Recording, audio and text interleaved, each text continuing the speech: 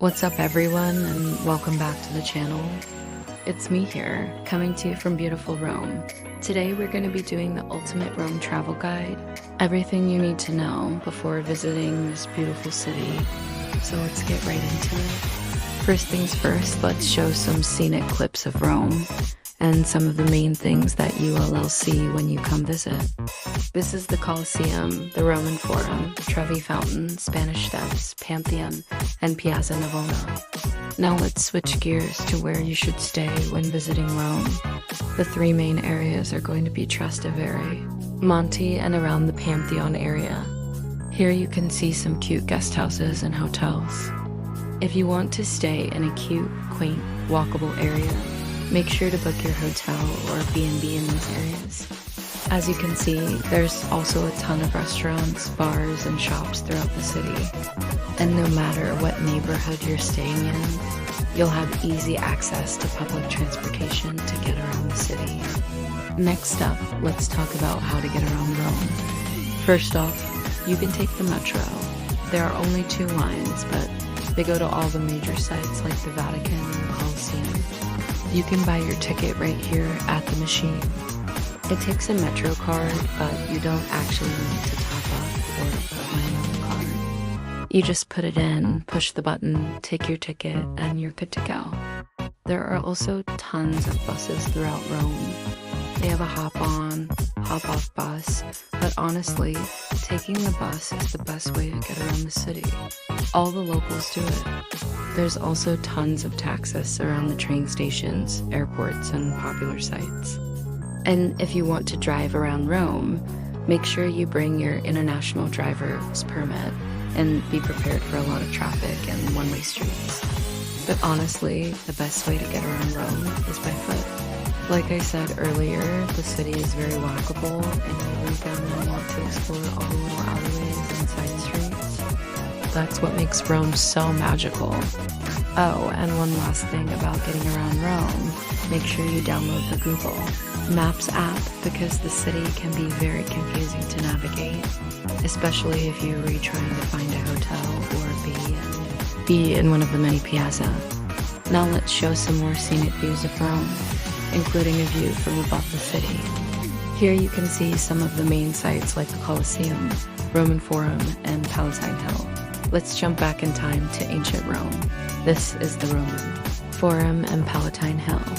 Here you can really get a sense of how massive the Roman Empire was.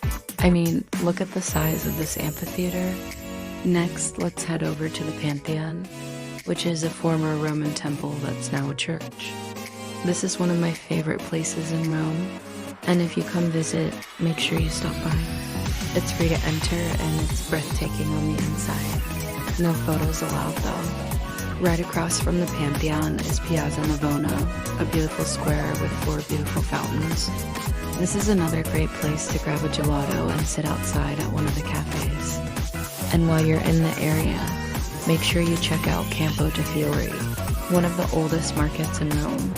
There's also the Jewish Ghetto, which is a historic area full of synagogues and restaurants. If you're looking for authentic Italian cuisine, make sure you head to Testaccio, which is known for its casual atmosphere and traditional Roman dishes.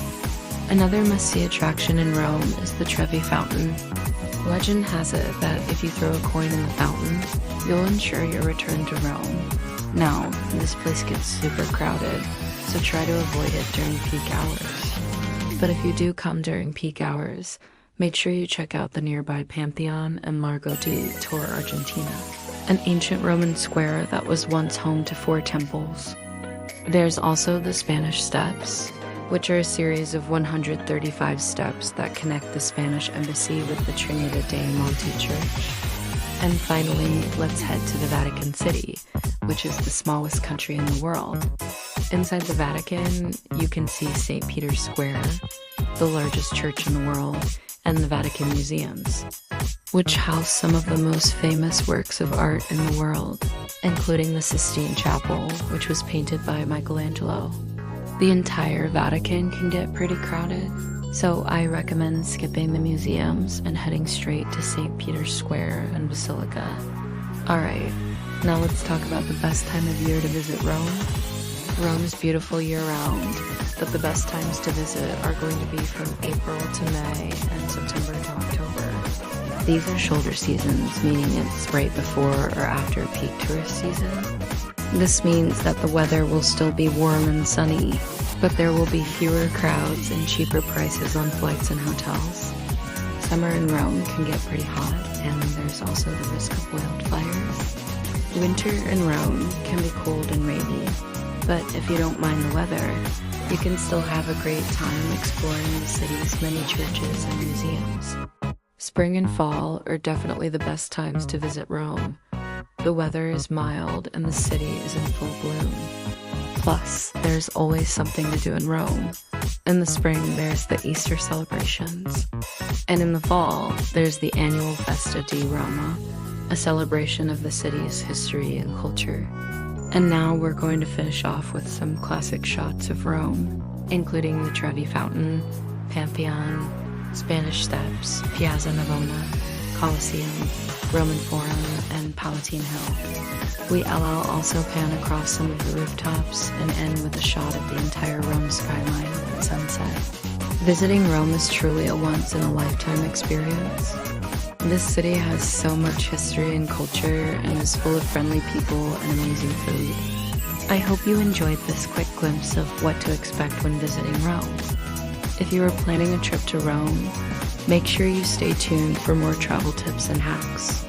I've been your guide, and I hope you'll come back soon for your next adventure. Until then, keep exploring and stay curious.